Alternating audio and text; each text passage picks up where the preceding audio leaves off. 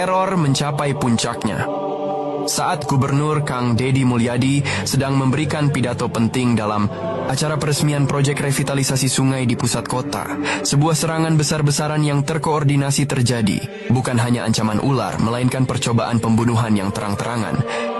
Sebuah rekaman kamera pengawas memperlihatkan seorang penembak jitu yang berhasil meleset hanya beberapa sentimeter dari kepala Kang Deddy.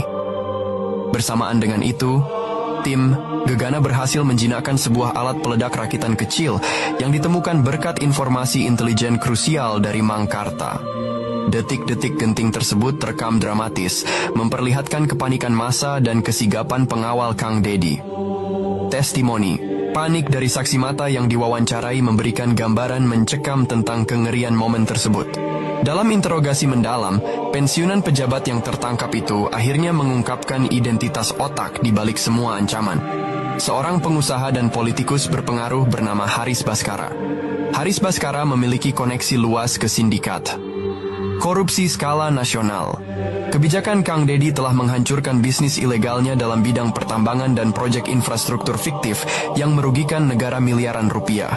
Sebuah rekaman pengakuan dari Haris Baskara yang disadap sebelumnya, beserta transkrip interogasi, disajikan sebagai bukti, lengkap dengan tangkapan layar bukti transaksi yang menunjukkan aliran dana dari rekening-rekening Haris kepada pensiunan pejabat tersebut.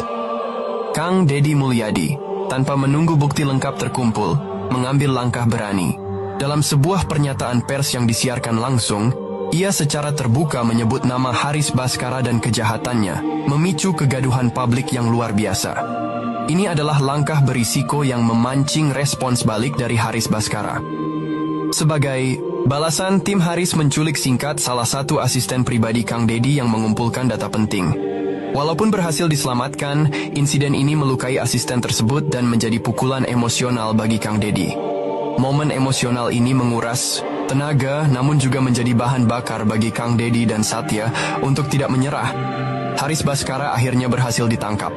Namun, dalam sebuah rekaman telepon yang disadap terakhir kalinya sebelum penangkapannya, ia menyatakan bahwa ia telah menanam biji kehancuran yang tidak akan bisa dihentikan oleh Kang Deddy, mengisyaratkan adanya rencana cadangan yang lebih besar dan mengerikan, atau bahkan keterlibatan pihak yang lebih tinggi dan tak terduga. Dalang telah terkuak, namun perang belum usai. Justru perang sesungguhnya baru dimulai. Dengan kekuatan dan jangkauan mereka yang luar biasa, musuh ternyata telah menyiapkan skenario terburuk yang mengancam tidak hanya nyawa Kang Deddy tetapi juga stabilitas seluruh provinsi. Investigasi kami kini harus menggali lebih dalam, menuju akar permasalahan yang sesungguhnya. Penangkapan Haris Baskara ternyata hanyalah permulaan. Investigasi yang lebih dalam mengungkapkan bahwa ia hanyalah bagian dari jaringan korupsi yang jauh lebih luas dan terselubung. Sebuah diagram jaringan ditampilkan di layar, menunjukkan koneksi kompleks antara Haris Baskara dengan berbagai pihak di pemerintahan, bisnis, dan bahkan di dalam institusi penegak hukum. Oknum jaksa, pejabat korup di lingkungan kementerian, hingga beberapa anggota parlemen daerah terindikasi terlibat. Testimoni anonim dari saksi kunci yang merasa terancam diungkapkan melalui suara yang disamarkan, menggambarkan bagaimana sindikat ini beroperasi dalam bayang-bayang kekuasaan. Pengungkapan dalang memicu gelombang opini publik yang campur aduk. Di satu sisi, dukungan besar mengalir untuk Gubernur Kang Deddy, mengapresiasi keberaniannya. Namun, di sisi lain, kampanye disinformasi masif dari pihak dalang dilancarkan untuk menjatuhkan kredibilitas Kang Deddy.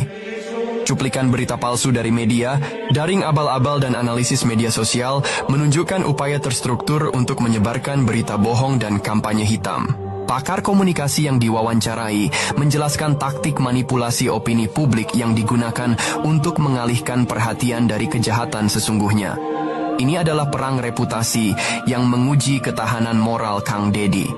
Proses hukum terhadap Haris Baskara dan jaringannya dimulai, namun penuh rintangan. Intervensi politik dan ancaman terhadap saksi-saksi kunci mewarnai setiap persidangan. Kompol Satya Dharma dan timnya berjuang keras mengumpulkan bukti tak terbantahkan.